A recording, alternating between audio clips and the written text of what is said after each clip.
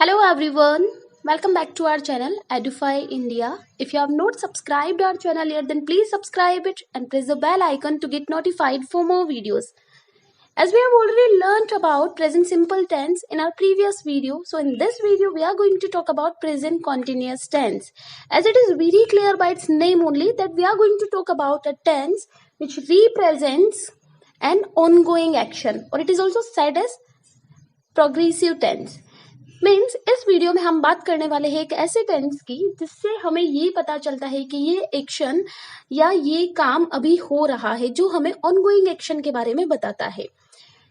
इसमें अभी बात आती है कि हम इसे आइडेंटिफाई कैसे करेंगे। तो इसका हर हिंदी का सेंटेंस एंड होता है रहा है, रहा हूं, रही है, रही हूं और रहे है से।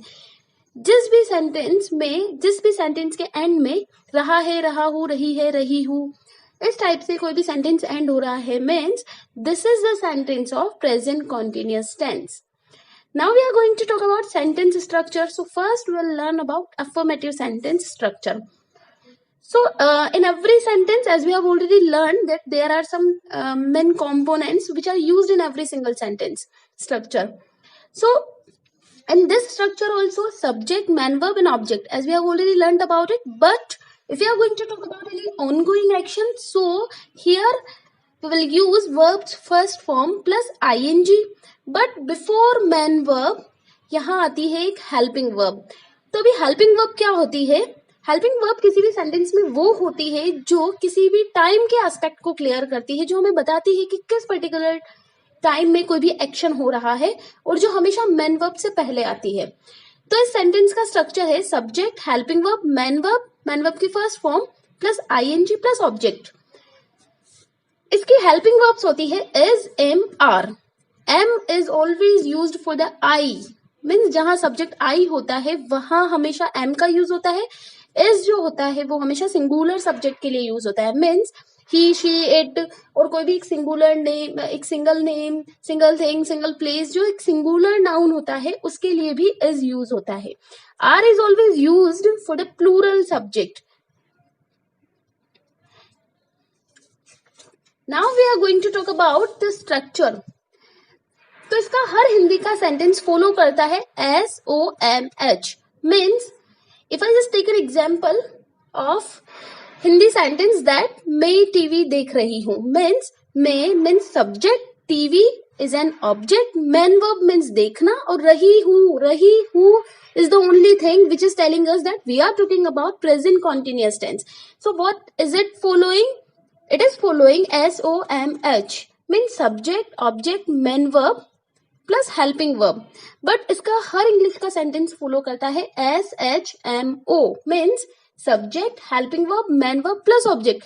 सो by following this structure we will make a sentence like this: I am watching TV. I means subject, am here, am is the helping verb, watching means watch plus verb's first form is watch and plus ING, then object is TV. Now we are going to make some more sentences, only affirmative sentence. So the first sentence is वह खाना खा रही है. Okay, वह means she, and here is the singular subject. So she, with she only is will come here. So she is. Now man verb is eat plus उसके साथ हमें लगाना है ING. So she is eating. Now हमारा object है खाना, means he is eating food. हम नाच रहे हैं। ओके, हम means we are talking about plural subject. So with plural subject, as I already told you that will use are. Plural subject के साथ हमेशा आर यूज किया जाता है। तो यहाँ हमारा सब्जेक्ट है हम, मीन्स वी आर डांसिंग। मैं मंदिर जा रहा हूं। As I already told you about it that with I only am is used. So I am, now the verb's first form is go, and with verb's first form we have to use ING. So I am going to temple. वे हमारे घर आ रहे हैं, means they. R is our helping verb, then man verb is coming, H are home.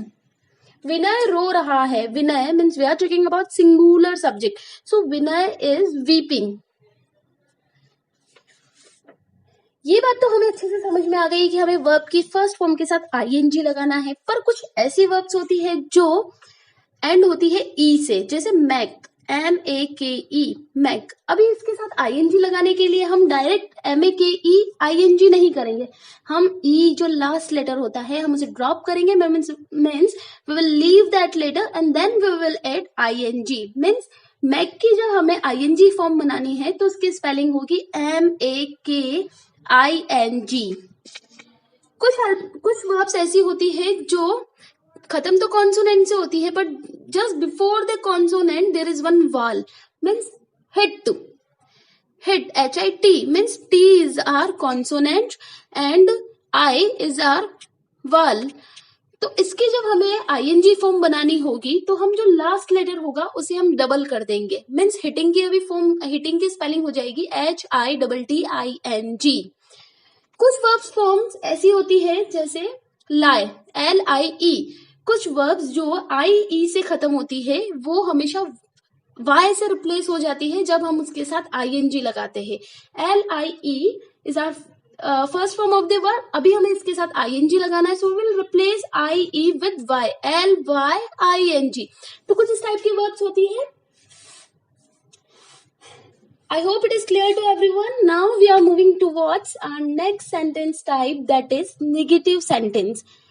First we'll get to know about its structure, that is subject, helping verb, as we have already learned about it. Helping verb means is, am, are, और just after is, am, are हमें लगाना है not plus main verb के first form के साथ ING and then object. So here is our first sentence, वह मुझे नहीं पढ़ा रही है।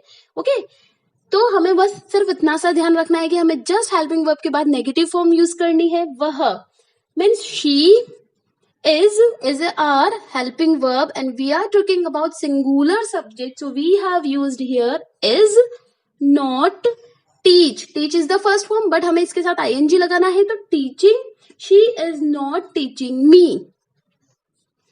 So our next sentence is वे घर की सफाई नहीं कर रहे हैं। Okay, way means we are talking about plural, means they are not। Are के बाद हमें नोट लगाना है जैसा कि हमने स्ट्रक्चर में सीखा है। देन मेन वर्ब कौन सी है अपनी, क्लीन, बट उसके साथ हमें ING लगाना है, तो ये बन गया cleaning the house. They are not cleaning the house. Third sentence is मेरी मम्मी मुझे नहीं मार रही है। Okay, so our subject is मेरी मम्मी, मीन्स मेरा यहाँ सेंटेंस में सब्जेक्ट है माई मदर। अभी my mother is a singular, हम सिर्फ एक ही मम्मी की बात कर रहे हैं तो यहाँ हमारा सिंगुलर है, तो अभी हमें इसके साथ लगाना है इज, और इसके जस्ट बाद हमें लगाना है not beating me. Fourth sentence है मैं अपना होमवर्क नहीं कर रही हूं। As I have already told you कि आई के साथ हमेशा एम लगाना है, तो इस सेंटेंस में भी हमें ऐसा ही करना है। आई एम, बट एम के बाद हमें नोट लगाना है। I am not doing my homework. So we have learned about affirmative and negative sentence. Now we are moving towards our interrogative sentence. That is, interrogative sentence वो होता है जो हमेशा क्या से स्टार्ट होता है प्लस एक क्वेश्चन मार्क से खत्म होता है।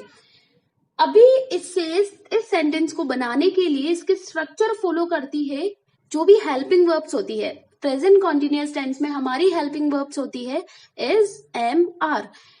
तो ये तीनों हेल्पिंग वर्ब्स सबसे पहले आ जाएगी, उसके बाद आएगा सब्जेक्ट, देन मेन वर्ब की फर्स्ट फॉर्म के साथ ING। As we have already learned it that we are talking about continuous, means we are talking about an ongoing action. So इसीलिए हमें हर सेंटेंस में ING लगाना है फर्स्ट फॉर्म के साथ, तो इसमें भी हम ING लगाएंगे वर्ब के फर्स्ट फॉर्म के साथ। After that object and at last a question mark will be there. क्या वह तुम्हें डांट रही है, this is our first sentence. क्या वह मीन्स वह और डांट रही है, इससे हमें पता चल रहा है that we are talking about singular subject and she will be used here as we are talking about any girl. So is,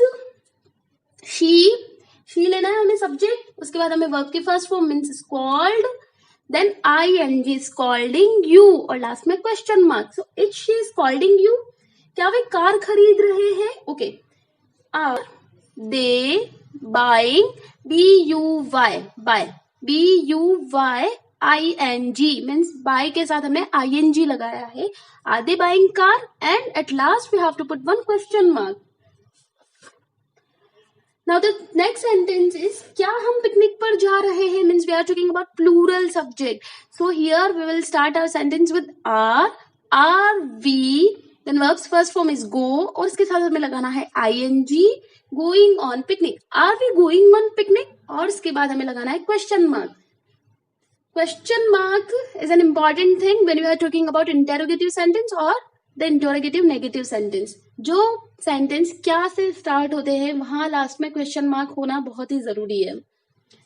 now we are moving towards our next sentence type that is interrogative negative sentence. इसके structure भी similar होती है interrogative sentence की. इसमें भी हम इजेमार helping verb पहले ले लेंगे, उसके बाद सब्जेक्ट लगाएंगे. बट हम इंटरोगेटिव में कर रहे थे कि मैन वर्ब सब्जेक्ट के बाद मैन वर्ब के फर्स्ट फॉर्म के साथ आईएनजी लगा रहे थे. पर इसमें हमें सबसे पहले हेल्पिंग वर्ब लेनी, फिर सब्जेक्ट लेना है और सब्जेक्ट के बाद हम नोट लेंगे और फिर हमें मैन वर्ब के फर्स्ट फॉर्म के साथ आईएनजी लगाना है, then object and question mark. इसका जो सेंटेंस होगा वो उसमें क्या भी आएगा और नहीं भी आएगा, because we are talking about interrogative negative sentence. क्या वे आज नहीं आ रहे हैं means we are talking about plural subject. So are they these are subject. After not लगाना है, उसके बाद हमें वर्ब के फर्स्ट फॉर्म के साथ COME स्पेलिंग होती है कम की. But as I told you कि जब भी कोई भी वर्ब ई से खत्म होती है तो हमें उसके आईएनजी फॉर्म बनाने के लिए ई को ड्रॉप करना होता है और डायरेक्ट आईएनजी लगाना होता है. So are they not coming today और लास्ट में हमें लगाना है क्वेश्चन मार्क. क्या हम आज पार्टी में नहीं जा रहे हैं means we are talking about plural subject. So are we not going in park. क्या आप घर की सफाई नहीं कर रहे हैं means are you not cleaning house.